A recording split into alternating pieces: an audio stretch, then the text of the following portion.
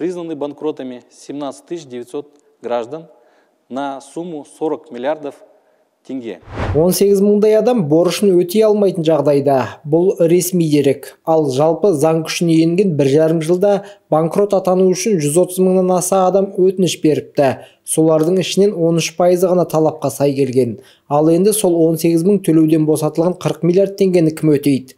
Үкімет өкілдерінің айтуынша, қарызды берер кезде әрбір қаржылық ұйым осындай тәуекелді ескеру керек екен. Данный риск, я думаю, что бұл шығындарды қаржы ұйымдары жабады деп ойлаймын. Халыққа ешқандай әсері болмайды. Ірі сомадағы қарыздарға келсек, олар бойынша қаржы ұйымдары соттасып жатыр. Сондықтан әлі шешім қабылданған жоқ. Осындай үлкен борышы бар жеке тұлғалардың банкрот деп танылғанына қарсы болып отыр. Шығынға батқысы келмейтіні түсінікті. Осы жайттардан кейін банктер мен өзге де қаржы институттары несие берер кезде жіті қарауға көшуі мүмкін. Сарапшылардың пікірі соған саяды. Банкрот болған адамға банктердің ғана сенім емес, оның семьясына да, жақын туған туысқандарына да банктың сенімсіздігі төмендеуі мүмкін. Неге?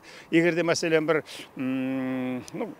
тұлға, жеке тұлға банкрот болатын болса, неге оның соның ағайын туғандары, ака шешесі, ямасам туыстары оны сол банкроттықтан алдыңғы қиналып жүрген кезінде оны құтқармады? Неге?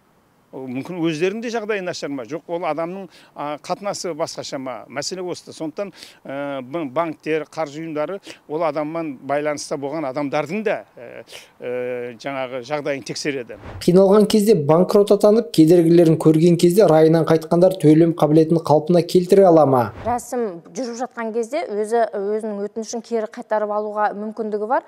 Ал енді банкрот деп танылғаннан кейін бұл статустан қалай құтылсам болады деп, бұл статусты ондай бізде заңда қарастырылмаған. Ол банкрот деп танылды ма, болды, ол статус бұл азаматта қала береді. Бірақ бұл өмір бойына таңылатын мәртебе емес. 5 жылдан соң банкроттық күшін жояды. Ең бастысы, осы аралықта қарыздан шығып, отбасының қаржылық жағдайын дұрыстап алуға үлгеру керек. Кірістер департаменті бар ғой, сол комитет, кіріскі комитеті, солар қарап жүру керек. Ол адам жұмыс істеп жатыр ма? Ол адамға жұмыс табылды ма? Ол адам семьясының жағдайы қандай? Әлеуметтік жәрдемдер жетіп барып жатыр ма? Мәселе осыда. Бізде көп банкроттыққа барады. Неге? Әлеуметтік жәрдемдер біздің мына жемқор бюрократияның әсерінен жетіп бармайды халыққа. Сөйтеді, олар лажсыз жаңағы микрокредиттік ұйымдарға жүгінуге мәжбүр болады да, кейін құтыламастан осы банкроттыққа түседі.